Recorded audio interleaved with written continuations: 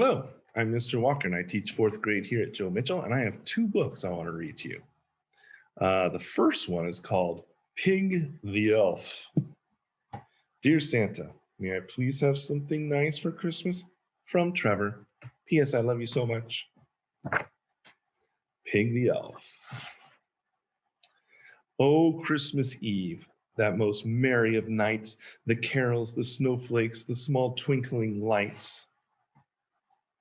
Santa was coming. 'Twas bigger than big, but no one was feeling more festive than Big. How he loved Christmas. He'd giggle with glee. The presents for me, me, me, me. He'd written his list, and he'd asked for a lot. But Santa takes orders, so why the heck not? The presents, he screamed out again. When will he get here? Oh, when? Tell me when. He'll come when we sleep, said his lovely friend Trevor. But Pig shouted, Sleep! I'll have none whatsoever. Sleep is for fools. Oh, yes, sleep is for losers. I won't go to bed with the rest of you snoozers. I'm sitting up late. I'll be here when he comes, I declare by these stockings and gingerbread crumbs. So Trevor went dutifully off to his bed, but naughty old Pig stayed up, just like he said. The waiting was endless, but Pig held his ground. Then at 3:33, well, he heard a strange sound. And guess who made that mysterious noise? A portly old gent with a bag full of toys.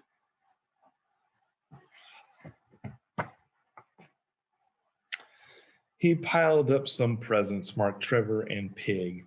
Then he picked up his milk and he took a big swig. But then, as he turned to go back on his way, a short, cranky dog appeared, shouting out, Hey! I asked for more, hollered Pig in dismay. But Santa turned around and then hurried away. Hey! Shouted Pig, sounding very unkind. Then he nipped poor old Santa's big Rosie behind. Up through the chimney, out to the sleigh. Pig held on tight. You're not getting away. Don't be a cheapskate.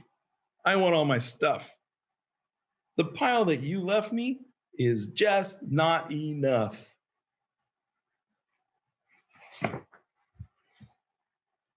But the sleigh took off fast. Gee, those rangers were speedy. And away fell their guest.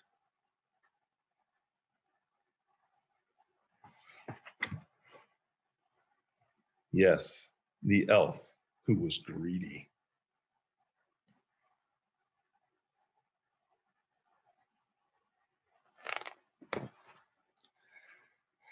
But as Trevor lay dreaming off holiday cheer, a real Christmas miracle happened right here. Yes, Pig must be blessed.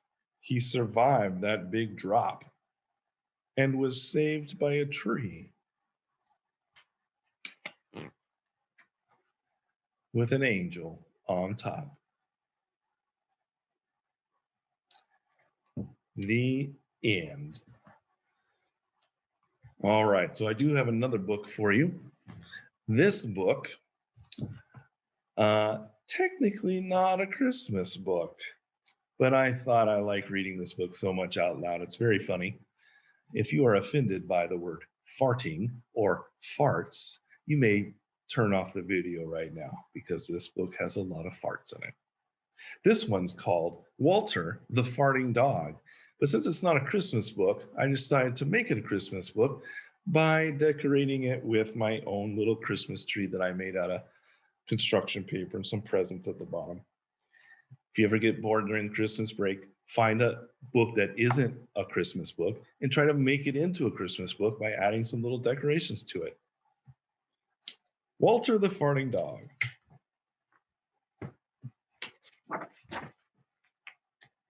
Walter the farting dog.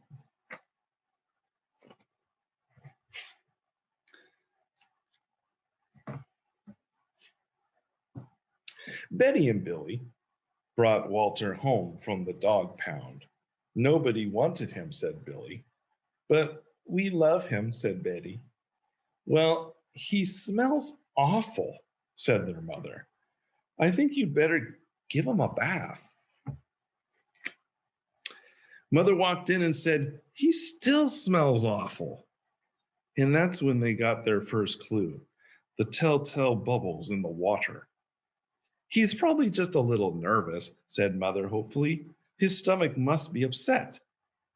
But Walter's stomach wasn't upset. Walter's stomach was fine. He felt perfectly normal. He just farted a lot.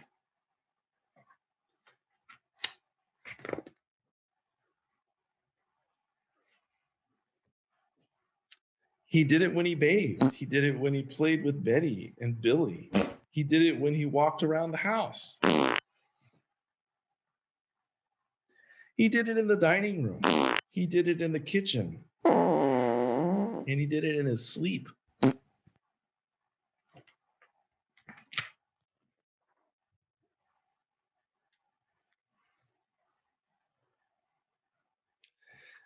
That dog farts morning, noon, and night, said Father. He can't help it, Daddy, said Betty and Billy. They didn't mind Walter's farts. So what if he farts? Billy said to Betty when they were alone in their room with Walter. Betty agreed. Walter agreed too. He sat there looking innocently around, farting. Take him to the vet, said Father.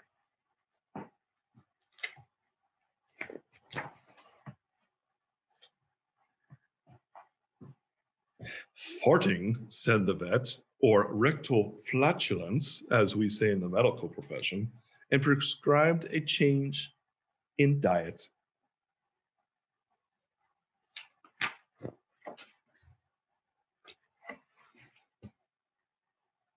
They gave Walter every kind of dog food.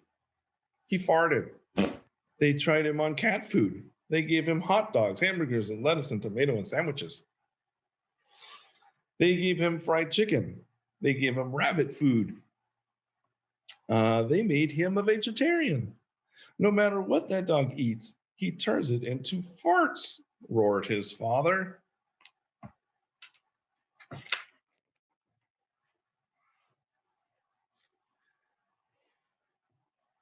Walter got the blame for everybody else's farts, too.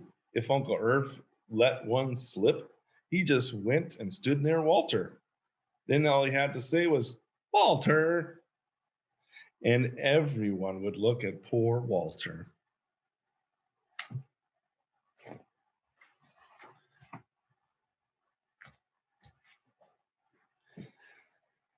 He has got to go back to the pound, said Father. No, Daddy, please, begged Betty and Billy. Don't send Walter away. He goes tomorrow, said Father. They pleaded. Walter farted. It was all over. That night, Betty and Billy cried in their beds, and Walter looked at them unhappily. Oh, Walter, said Betty, you've got to stop farting because Father is going to send you back to the pound tomorrow, said Billy.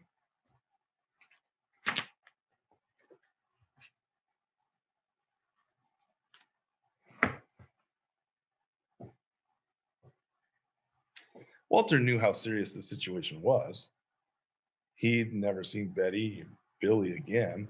He resolved to hold in his farts forever. When Betty and Billy fell asleep, he walked down to the kitchen to see if there was anything around to eat. He managed to open the cupboard door with his nose and found a 25-pound bag of low fart dog biscuits the vet had prescribed for him, which had made him fart more. Even though he knew they had made him fart more, he couldn't resist. He ate the entire bag. Very tasty, said Walter to himself.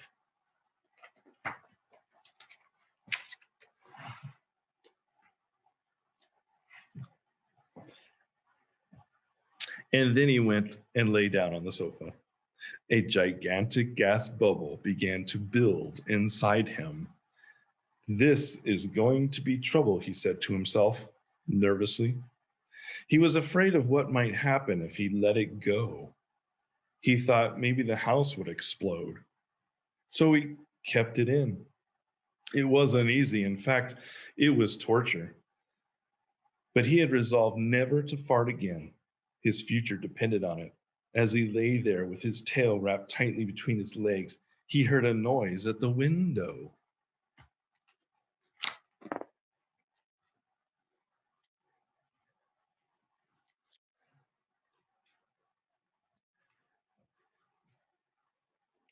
He watched it slowly open. A pair of burglars came through. They dropped silently into the kitchen. Watch out for the dog, said one of the burglars. He won't bite, said the other. He's a wimp. Walter might have bitten them, except he was so filled with gas he couldn't move. They tied a rag around his snout so he couldn't bark. Okay, whispered the first burglar. Let's clear the place out. They took everything they could get their hands on. Walter wanted to stop them, but he was having unbearable gas pains. He rolled on his back and waved his paws in the air. He gnashed his teeth. We've got it all, said the second burglar. Let's go. That's when Walter let it fly. It was the worst part of his life. It made a tremendous noise and shot him across the room. A hideous cloud filled the air. The burglars clutched their throats, unable to breathe.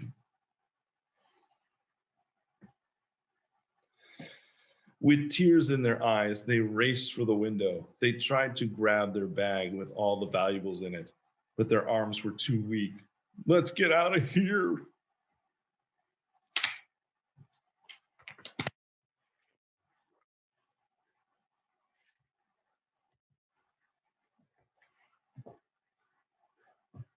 They jumped out the window and ran up the block, choking and gasping for air. Still blinded by Walter's attack, they stepped into the headlights of an approaching police car. Hold it right there, said the policeman.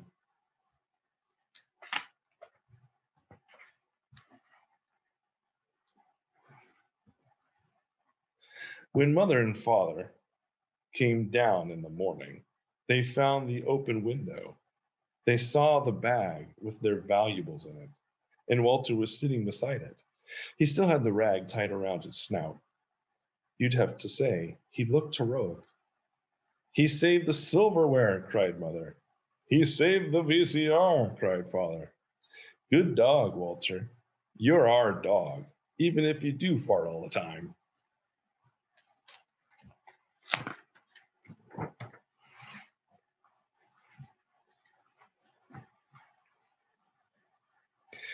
And so the family learned to live with Walter, the hero dog. And that's the end of our tale.